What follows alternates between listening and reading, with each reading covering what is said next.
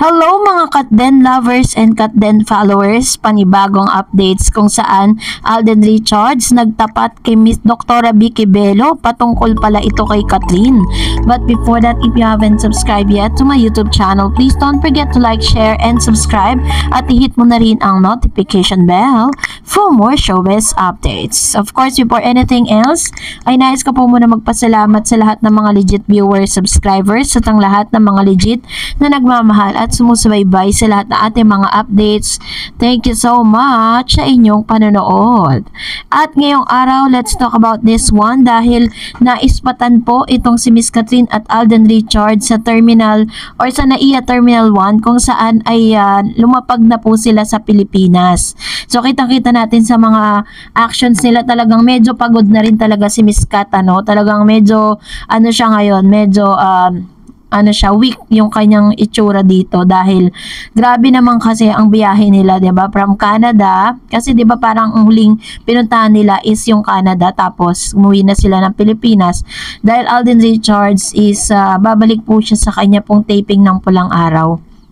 And of course, syempre po katulad ng marami pong mga good news na naman ang naglalabasan ngayon dahil according po dito sa isang post po ng ABS-CBN, the number 1 po ang Hello Love Again sa Pilipinas, number 8 sa US, number 2 in Canada, number 2 in New Zealand, number 4 in Australia, 1 in UAE, number 2 in Qatar, number 2 in Bahrain, number 3 in Oman, and number 4 in KSA or Kingdom of Saudi Arabia. Kaso nga lang, meron po mga nirereklamo ang ilan sa mga moviegoers po kung saan parang yung lugar kung hindi po nila inaalaw yung mga intimate scene, 'di ba? Nagkaroon po sila doon ng intimate scene ni Mr. Alden Richards at si Kathryn, kinat daw po yun. Gano'n naman pala, no? Kaya sabi po ng ilan sa mga, if hindi ako nagkakamali, sa Bahrain po ito or sa Oman, parang gano'n, or sa UAE. Hindi po ako sure eh.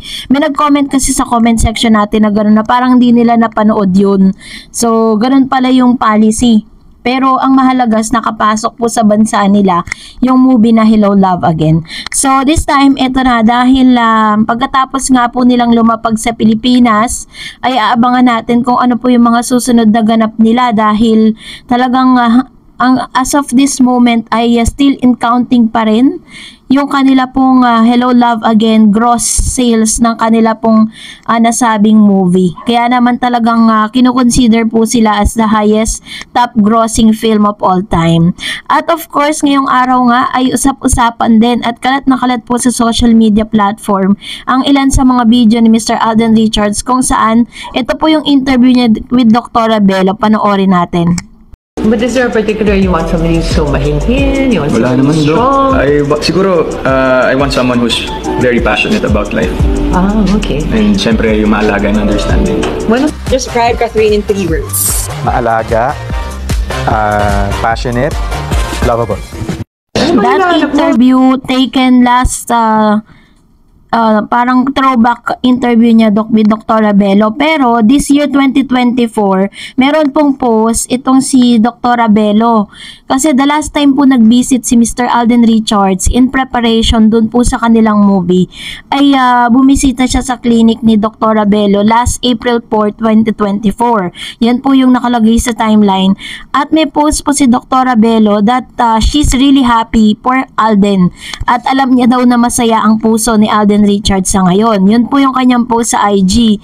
So, hindi pa po masyadong umuugong nun yung balita patungkol kay Kathryn at Alden Richards sa SOCMED dahil parang bigla na lang kasing biglang napag-usapan yun mula nung nag-birthday si Kathryn, So, sa timeline natin, ibig sabihin pala, prior dun po sa plano ng pagkakaroon nila ng sequel movie na Hello Love Again, ay talagang may understanding na at talagang totoo nga yung sinasabi nila na parang ito po yung proof na talagang hindi lang pang-promo ang Katden, kasi marami nagsasabi na ang Katden daw is for promo lang para po sa kanilang movie, ganun. Pero syempre, katulad na lagi kong sinasabi, ang magsasalita naman or magsasabi ng mga ganyan, yung mga hindi talaga supportado ang Katden. Yan yung mga bashers po, di ba? Parang di sila nagbibilib o kaya naman di talaga nila nasusubaybayan yung bawat galaw at yung mga gestures and language or love language ni Kathryn at ni Alden Richards. Kaya ganun yung sinasabi nila. Pero dito ko na pagtagmi-tagme, no? Dito ko po na pagdikit-dikit yung pangyayari. No, ibig sabihin pala, this year 2024, talagang nagkakamabutihan na itong si Kathryn at si Alden. Kaya pala sabi ng ilang mga showbiz insiders na malaki po ang naiambag ni Alden Richards sa pag-move on ni Kathryn. Which means na talagang kung ano man yung nakikita natin sa ngayon, talagang nandun na po talaga sila sa point ng life nila, no? Na talagang nagkakamabutihan na talaga. At the same time, isa rin sa mga confirmation ng birthday ni Meme Vice, diba? If you remember sa concert, habang kinakanta, or birthday ba ni ano pala yun, kay Mr. Darren Espanto pala na concert yon. Tapos, kumanta si Darren, or if I'm not mistaken, birthday or basta i-comment niyo lang sa ibaba, no. Sinabi po doon ni Alora Sasam na kinanta kasi ni Darren noon yung kantang In Love Na Ako, tapos sinuturo niya si Kathryn. So, yun po yung ilan sa mga talaga magpapatunay that Kathryn is not for a promo lang. Dahil tayo po mga Kathryn ay naniniwala na talagang there's something romantic relationship or romantic connection between them.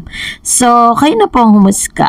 And for that, narito naman ang ilan sa mga komento at reaction po ninyo patungkol naman sa ating latest updates. Let's start off with Mr. Renato Husayan. Sabi niya, "Hi Mr. Reds, nakakatawa ba or nakakaawa to si DJ? Tanggapin na natin Katniel is long gone by. Katniel, sorry but not sorry." Actually po, yung kanya pong statement na yon is taken po yon during, or sinabi niya po yun dun po sa kanyang renewal ng kanyang kontrata sa ABS-CBN. Pangit lang kasi parang doon pa lang kasi parang nayabangan na yung mga tao sa kanya, 'di ba? So sabi po ni Mr. or Miss Mati Fegoriano, "Wag ka kasing kampante DJ. Pilingero ka kasi ayan 'di ba? Digital kasi ang karma. Obvious naman no. Sino ngayon ang nasa top? No other than Kat din." Sabi naman ni Miss Elena, "Kala namin si Julia at Joshua sa Unhappy for You kasi inuungusan ni Julia si Kat na saan na yung 20 million in one day." Ayun, so yun po yung kanyang komento. Kasi marami po talagang marami talagang mga nag-comment noon, 'di ba? Na parang sinabi nila na daw, hindi raw kayang lagpasan ni Kathryn yung inabot ni Julia, which is parang hindi siya match para po i-compare si Julia kay Kat. Sabi po ni Miss Arsenia Duda, talagang si Joros ay malaki rin ang ambag sa HLA kasi maganda ang papel niya at mapapansin mo talaga kasi magaling siya. True naman, marami po talagang nagko-comment na talagang malaki rin ang naiambag ni Joros sa movie ng HLG, 'di ba? Sabi ni Miss Protect, Accumulate, Transfer. Dapat si Baby Jenica Garcia din, yung Lucky Charm, may bonus din. Actually po, maganda rin yung ganap ni Miss Jenica doon po sa kanyang sa kanilang Hello Love Again. Ang ganda rin ng kanyang character doon. So, comment nyo nga po sa baba kung talagang napanood nyo ang character ni Jenica doon. Ang pangalan niya ay Baby, right? Sabi ni Miss Lehay Med, "Hello po Miss Sarah, let's hope for the best. Kat then forever and it's for real. Let's keep the fire burning as ABS-CBN may come up with a teleserye to run for a year. Then another great movie for Metro Manila Film Fest. Why not? Or another rom-comedy movie for their anniversary November HLA. This is quite possible. Wag na po natin silang pilitin na umaamin. Let us just hope for the best and lasting love for Kat then, na according to Kat, they are public figures but they also own part of their privacy with Kat coming from," which is true, 'di ba? Kasi marami kasing mga fans na parang gusto nila mismo sa bibig ni Kathryn at ni Alden Richards manggaling yung kanilang kung if you're gonna read those gestures, yung mga lines po nila, dun pa lang 'di ba, solved na po talaga ang Kat din. And sabi niya, with Kat coming from very controversial breakup and Alden's journey into a fresh bloom relationship, God's plan is the great plan for Kat then. Let's support them through our prayer. And how found a new and ideal idol, protect them with love. Totoo po silang tao and we love, remain faithful for that. Let us respect their privacy. Kat then, mahal namin kayo. Keep on inspiring your true fanny. Ayan. Ito naman yung kanyang sinasabi, no? So, parang sinasabi niya dito ng isa sa mga nag-comment po, no? Sabi niya na let us protect and respect the privacy na hinihingi ni Kat. Yes, they are really a public figures. Pero hindi naman ibig sabihin nun na kapag meron silang pina-private para sa sarili nila, ano pa rin yung kailangan for public consumption pa rin. Meron pa rin talaga silang mga bagay na gusto nila, kinikip lang nila sa sarili nila. And that is the request coming from the mouth of Miss Catherine Bernardo. Sabi ni Miss Marilu, okay na sana yung nagpasalamat na lang siya sa fans club ng Katniel at hindi na sana nagsabi ng wala nang makakatalo. It's awkward, halatang mababa lang ang intellectual thoughts niya. Hindi lang yan, kundi sa ibang interview sa kanya, walang substance ang mga sagot. Actually, I agree with you, Ma'am Chino, na parang dapat hindi ka na lang nagyabang sa mga panahon na yon. Ginawa niya kasi yon just to ask for the para may makapag-sympathy, makisimpathy dun sa mga Katniel fans na nasaktan sa paghiwalay nila ng Katniel, ano. Ayun po kasi yung sitwasyon during that time hindi niya naman alam na magbubumerang lahat yun ngayon pagkatapos ng movie ng Kat din. Sabi ni Miss Elena Galgo, naku Miss Dars, lalo na dito sa LA, marami dito, hindi alam tungkol sa Kat din. Ngayon, umaapaw na ang saya namin dito. O, diba? Ibig sabihin, mas dumadami pa rin talaga at talagang parang mas marami yung talagang napasaya, no, ng movie na ito. Kasi isa sa mga intention kasi ng Kat din ng movie na ito is bigyan ng parangalan at bigyan bosesan yung mga OFW na talagang nagsasacrifice for their family. Sabi ni Ma'am si Annabel Garde, hi Miss Tareds, yes, deserve din ni Joros yung bonus kung meron man at talagang si Joros ang nagbibigay ng kulay doon sa movie. Lucky charm talaga siya. Sorry Daniel, lumipat na ang mga fans ng Katniel sa Kat din at talagang bagay kasi sila. Parehong mabait na compare na kasi kung sino ang mabait at bagay kay Kat. Nakikita ng madlang people na mas maalaga si Alden, marespeto at napaka-gentleman. So sorry, mas boto kami kay Alden. Ayan, ito naman yung kanyang komento kay dito po, no, which is isa sa pinakamaganda karakter ni Alden Richards, alam mo, kasi ano siya, good conversationalist. Parang masarap siya kausap, tapos yun nga, may substance siya kausap. Isa sa mga, sige, Catherine, ganun din parang nakikita ko, Catherine, parang gusto niya lagi may kausap tas parang, diba sinasabi nila na parang this time lang sila nagkaroon ng time to talk about the deep conversation, diba? Yun yung gustong-gusto ni Miss Catherine. And sabi niya pa, so sorry, mas boto kami kay Alden para kay Kat. They Katniel realize na mas masaya si Kat at Alden at lalong gumanda. Kaya maglalaway ka na lang. Kat din is the best couple, mahal nga ng mga Pilipino locally and globally. Thanks Miss Darreds and always God bless you. Ayan. Salamat po sa inyong mga komento and thank you so much sa inyong mainit na pagmamahal at pagsuporta para kay Catherine Bernardo at Alden Richards. Alam niyo po, talagang masasabi natin na talagang hanggang sa ngayon merong tinatawag na hello love again fever, 'di ba? Na talagang nararamdaman pa rin ng buong mundo ngayon kung saan merong Pinoy. Sabi ni Miss Emelita Codera, hi Ma'am Darrets, nagpapapansin lang yan si Daniel, move on na siya. Kat then forever. Mahal ni Tisoy si Queen Kat. God bless you Ma'am Darrets and congrats to all of us Kat then fans. Ayan. Thank you so much Ma'am si Emelita. Actually po, after naman po niyang sabihin yon, in fairness, no, to Mr. Daniel Padilla, after po niyang sabihin yon, wala naman na siyang naging komento patungkol po sa mga bagay-bagay. Parang nanahimik na siya, 'di ba? And sabi ni Miss Marites, hi Miss Saras, good evening Kat din from Tuguegarao City. Hello po. Sabi ni Ma'am si Marie Chris de Moral, ako naging Katniel ako noon dahil kay Kat. Akala ko mapapangalagaan niya si Kat, kaso niloko lang niya at kung saan siya masaya ni Kat, doon ako.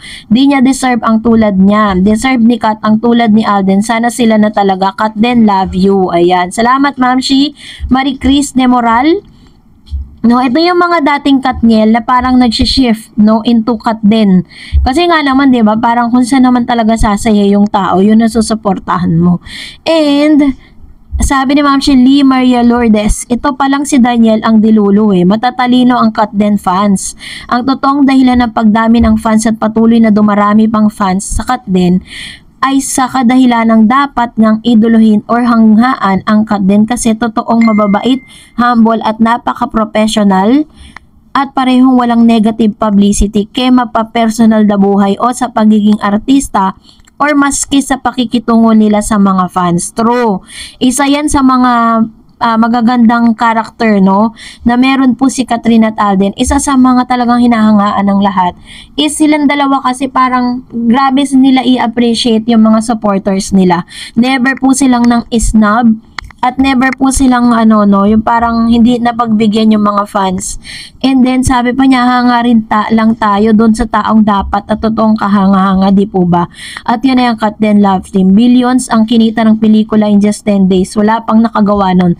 Kat Den Love Team lang. Yes, that is really an historical thing or historical that happens, no, sa Philippine showbiz industry. Kaya lahat po talaga sila ang pinag-uusapan. Sabi ni Miss Rogela Modo, sige Daniel, sabihin mo na lahat ng gusto mo, may fans club pa. Kaya ang Katniel, wala na, sikat sa piling mo. Ayan. So ito naman yung kanyang tahasang kanyang komento para po dito sa isyong ito, ano. So, that's it for today. For more videos and updates, please don't forget to like and subscribe.